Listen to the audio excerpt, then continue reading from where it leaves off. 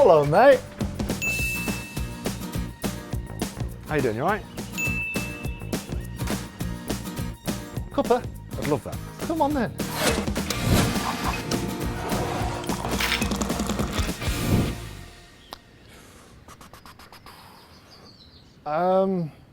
So, are you just passing by, or? Word gets around, mate.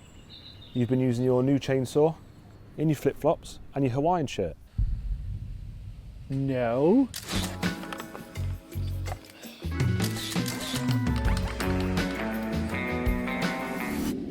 Yeah.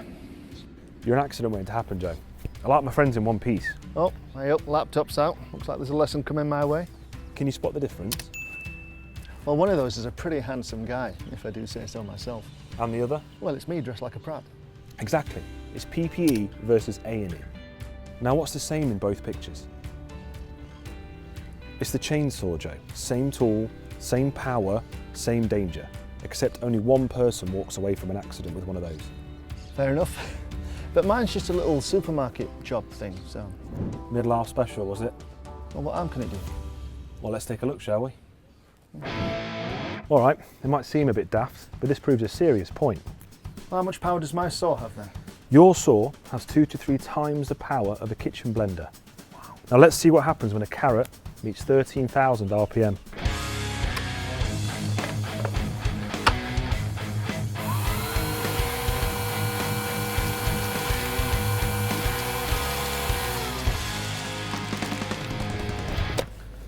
Now chainsaws don't have a guard for ease of use, but ease of use means ease of injury. Imagine if that was your finger. Finger, yeah, good visual. Next up, a football. Have you been in my garage? May I? Well, make yourself at home. Before we do that, how fast is that going to spin? Your chainsaw spins at 70 miles an hour. But let's see what your chainsaw makes of it. Slow-mo this time.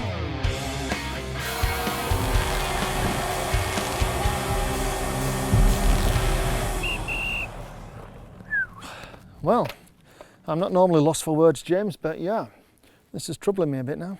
Let's look at the next one. Let's scale things up a little bit. Let's try this guy. I never did like him. All chainsaws are extremely dangerous, especially electric. You don't know they're turned on, so you cannot hear when they're running. They spin up faster, and they often have more torque than a petrol chainsaw. One slip with this, and it's straight through flesh, fabric, and bone. Lovely. Are you ready? Yep.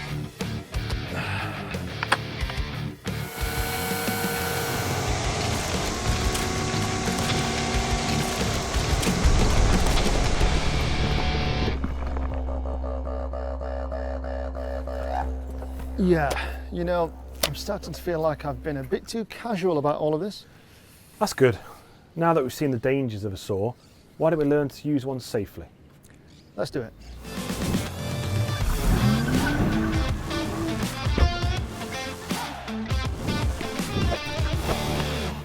Do I look good? You look safe. More on that later. So first and foremost, the most important thing we need to do is clear the work area so it's nice and safe, such as your kids' toys in the garden. And the kids themselves, presumably. 100%. Anybody who isn't in the work area and isn't protected, and always let someone know when you're about to start work. Sound. Before we get started, Joe, how would you start a petrol chainsaw?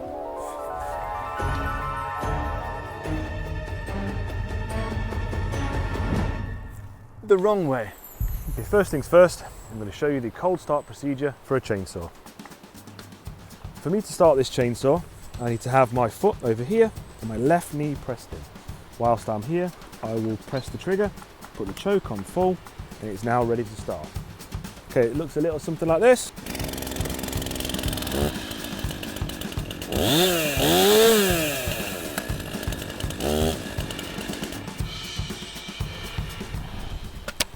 So Joe, now you've seen me start a chainsaw properly, what do you know about gripping it and using it correctly?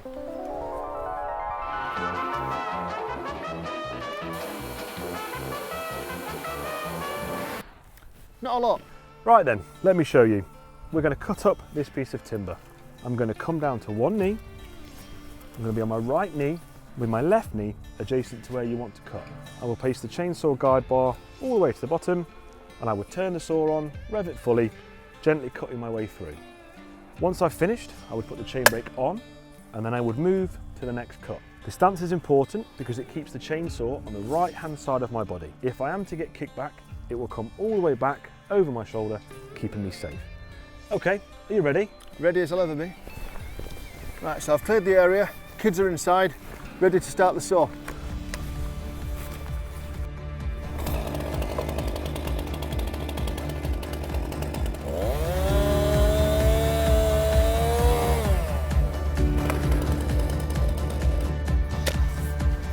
How was that? Really good, mate, actually. You're in control, you concentrated on the chain, as we'd said. Yeah. Used the chain brake well, you were able to turn the saw off. Cool. Definitely a pass. It's tiring. If you're ever too tired, just call it a day. I'm not going to lie, it's totally different once you know all the dangers, even if you wear all this clobber. It's funny you said if there, because protection isn't an option, it is essential. I've got something to show you.